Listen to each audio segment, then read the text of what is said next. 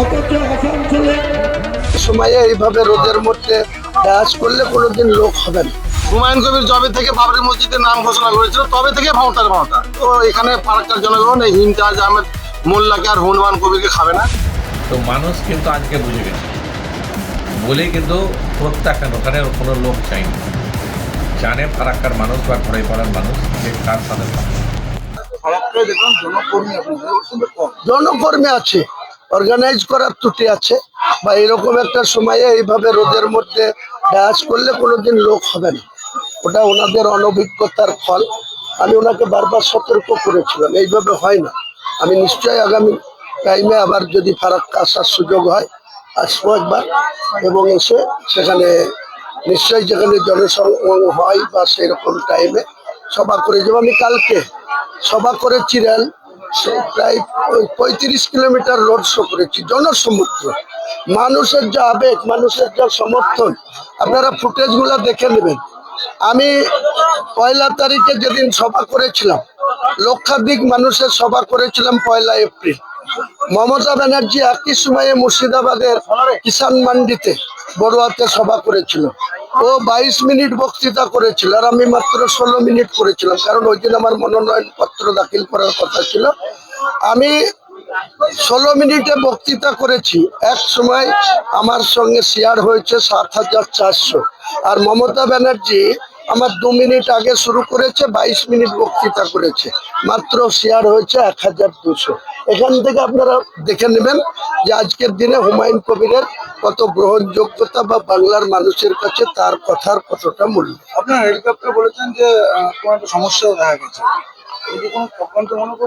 আমি বলছি না এখনই, আমি ওটাকে ইনকোয়ারি করছি। অলরেডি যে কোম্পানি তারা কেরল থেকে 4 তারিখ থেকে এয়ারপোর্টে আছে, কালকের সন্ধ্যা অবধি ঠিক ছিল। হঠাৎ রাত্রি 12টার সময় মেসেজ দিয়েছে যে ওনাদের কোনো ফুয়েল যেখানে লোড করেছিল সেই ফুয়েলে কোনো কিছু গন্ডগোল হয়েছে, তার জন্য তারা অনেক ডিস্টার্বেন্স করেছে। আর আজকে ট্রায়াল করছে বা ওই তেল আউট করে দিয়ে নতুন ভাবে ফুয়েল করে, কালকে আবার আমার প্রোগ্রাম আছে, পরশুও আছে হেলিকপ্টারের প্রোগ্রাম। আবশ্যিকভাবে যে কোনো যান্ত্রিক ত্রুটি কি হয়েছে সেটা ভালো করে না জেনে আমি এটা বলতে চাই না। ফারাক্কাতে দেখা গেছে শামশেরগঞ্জে তিনি লিডার ছিলেন, ফারাক্কা প্রার্থী করা হয়েছে, এটা কি বলবেন? এটা ঠাকুর ঘরে কে, আমি তো কলা খাইনি, কারণ এক্সিস্টিং এমএলএ তাকে সরিয়ে আরেকজন এক্সিস্টিং এমএলএ কে বাদ দিয়ে তাকে এখানে কেন এনেছে? কারণ শামশেরগঞ্জে তারা জিততে পারবে না, নিজেই স্বীকার করে নিয়েছে। তাই একজন পচা আলুর বস্তাকে আবার ফারাক্কার মানুষের ঘাড়ে চাপাতে চাইছে। ফারাক্কার মানুষ সিদ্ধান্ত নেবে। কতটা মানে বগল পেতে পারেন বা কত করে জিততে পারেন, কত আশা রাখতে পারছেন? দেখুন, আমি এইভাবে বলবো না, মানুষের উপরে আমার আস্থা ভরসা রয়েছে।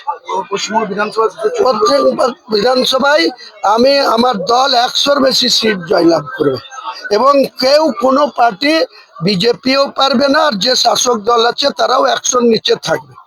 আগামী দিনে 7ই মে রাত্রি 12টার আগে নতুন সরকারকে শপথ নিতে হবে, কারণ এটা কেয়ারটেকার মুখ্যমন্ত্রী আছে মমতা ব্যানার্জি। 4ঠা মে রেজাল্টের পরে এ প্রাপ্তন হয়ে যাবে, এটা নিশ্চিত বলতে পারে। সচেতন আছে, ওরা জানে যে হুমায়ুন কবির বিজেপির সাথে সেটিং করেছে, 1000 কোটি টাকা ডিল করেছে মুসলিম ভোটটাকে বিক্রি করার জন্য। ওই জন্য লোক আসেনি। আর যতগুলো লোক আপনি দেখছেন এখানে, যে হাতে গোনা কয়েকটা লোক আছে, তার মধ্যে 70% প্রশাসনের লোক আছে, 10% আছে মিডিয়ার লোক আছে, আর 20% বাচ্চা আছে। এখানে কোনো লোক নাই। হেলিকপ্টার দেখার জন্য সব এসেছিল। শুরুতে ভাওতা, ও মানে হেলিকপ্টার আসবে বলে লোক এখানে এসেছিল, এখানেও ভাওতা। হুমায়ুন কবির জবে থেকে বাবরি মসজিদের নাম ঘোষণা করেছিল তবে থেকে ভাওতার ভাওতা। তো এখানে ফারাক্কার জনগণ এই ইমতাজ আহমেদ মোল্লাকে আর হুমায়ুন কবিরকে খাবে না। এটা রাজনৈতিক মঞ্চে এসে উনি নারায়ে তাকবীর বক্তব্য দিচ্ছে। তাহলে কি উনি হিন্দুর ভোটটা চান না নাকি? শুধু মুসলিম ভোটটা কাটতে চান? এই পরিষ্কার একদম খোলামেলা বোঝা যাচ্ছে যে শুধু মুসলিমদের ভোট কাটার জন্য সে এখানে আজকে সভা করছে।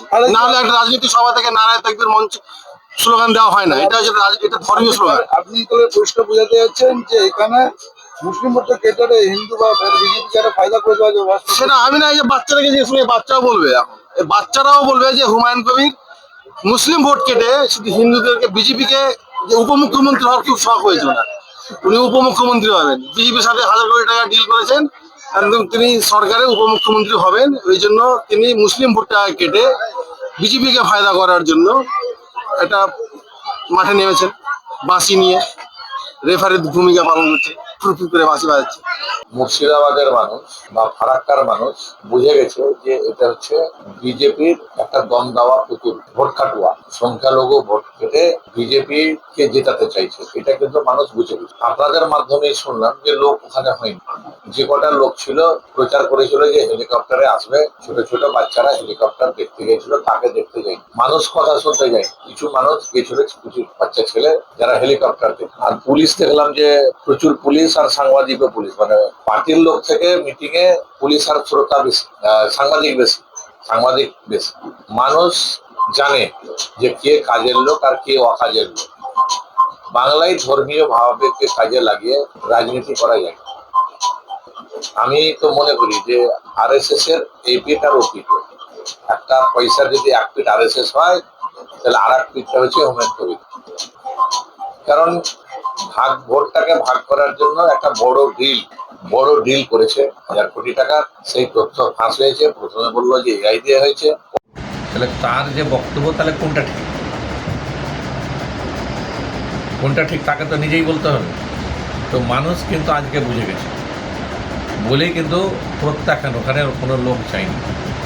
জানে ফারাক্কার মানুষ বা ঘড়াইপাড়ার মানুষ যে কার সাথে থাকবে।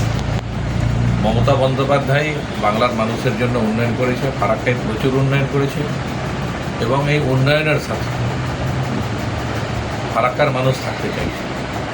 আর বিজেপির বিরুদ্ধে মানুষ থাকতে চায়, সাম্প্রদায়িকতার বিরুদ্ধে কিন্তু ফারাক্কার মানুষ সাম্প্রদায়িকতাকে প্রশ্রয় দেয় না। বাংলার মানুষ কখনো দেয়নি, আর আগামী দিনেও দেবে না। আর বাকি থাকলো যেগুলো কুৎসা করছে, কুৎসা কারা করে, যার কোনো পুঁজি নেই। আমি ধরুন শামশেরগঞ্জ থেকে ফারাক্কায় লড়তেছি, দল আমাকে পাঠিয়েছে, তো ওর তো জানা উচিত যে ফারাক্কা বিধানসভার মধ্যে শামশেরগঞ্জ ব্লকের 2টো পঞ্চায়েত আছে, এবং আমার বাড়ির পাশ থেকে ফারাক্কা বিধানসভার কেন্দ্রটা শুরু হয়। তো আমি যদি শামশেরগঞ্জ থেকে ফারাক্কায় যদি লড়তে না পাই, আমার লড়তে যাওয়াটা বহিরাগত হয়ে গেল, তাহলে কলকাতা থেকে যে এলো সে নিশ্চয়ই ঘরের লোক। তো মানুষ কিন্তু জানে যে কারা কাছের লোক, কারা ঘরের লোক, সেটা কিন্তু মানুষই ঠিক করবে, এবং ফারাক্কার মানুষ ঠিক করে ফেলেছে। ফারাক্কার মানুষ ইতিমধ্যেই ঠিক করে ফেলেছে বলে আমাকে বিভিন্নভাবে আক্রমণ করছে কংগ্রেস কেন আমাকে বলবে বহিরাগত? জানছে যে পায়ের তলায় মাটি নেই, বহিরাগত বলে যদি একটু পায়ের তলায় মাটি পাই। তেমনি এই হুমায়ুন কবিরেরও পার্টি দেখে যদি একটু পায়ের তলায় মাটি পাই, কিন্তু পায়ের তলায় মাটি তো সরে গেছে। ওকে তো এখন তার দলের নেতারাই ছেড়ে পালাচ্ছে, কখন তার বউটা না ছেড়ে পালায় ওকে। আমি বলবো যে পরিবার দিকে নজর দাও, তোমার পার্টির লোক যেভাবে পালাচ্ছে, কদিন পর তোমার বউটা না পালিয়ে যাবে তোমার কাছে, তোমার যা অবস্থা। আপনাকে তো পচা আলু বলে কটাক্ষ করেছে আজকে হুমায়ুন কবির। আমি সেই চন্দ্রমুখী আলু বলে তো প্রচুর মানুষের ভিড় হয়েছে। তো আমরা তো যেখানেই যাচ্ছি, আমরা উইদাউট নোটিসে যদি যাই, তাহলে সেখানে 1000 খানেক লোক জড়ো হয়, এবং নির্বাচনী প্রচারে সেটা দেখছেন যে কীভাবে মানুষের উৎসাহ উদ্দীপনা। তো আজকে রাজ্যের বড় নেতা যে নিজেকে মুখ্যমন্ত্রী দাবি করছে, তার সামনে 50টা লোক নেই, সাংবাদিক আর পুলিশ দিয়ে ভর্তি আছে। তাহলে নিজেকেই প্রমাণ করতে হবে যে তার গায়ের দুর্গন্ধটা কী, যে তার দুর্গন্ধে মানুষ সেখানে যায় না। মানুষ জানে যে আমিরুল ইসলাম কি, মানুষের সাথে আছি, মানুষের পাশে ছিলাম, এলাকার উন্নয়নটা করেছি, দল ফারাক্কার উন্নয়নের জন্য আমাকে সেখানে পাঠিয়েছে, ফারাক্কার মানুষের কাজ করার জন্য পাঠিয়েছে। একটা লাস্ট কোশ্চেন, আপনার হিসাবে হুমায়ুন কবিরের দলের যে প্রার্থী ফারাক্কা বিধানসভাতে কটা ভোট পেতে পারে?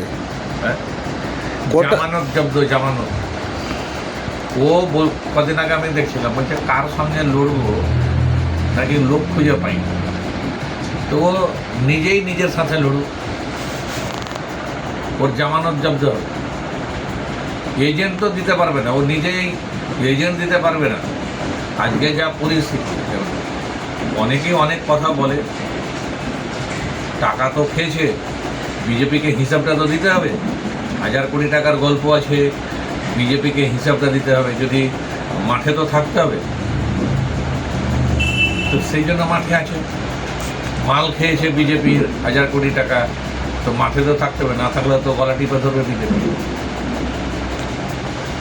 আরও ভালো ভালো খবর দেখতে সাবস্ক্রাইব করুন বাংলা হান্টির ইউটিউব চ্যানেল।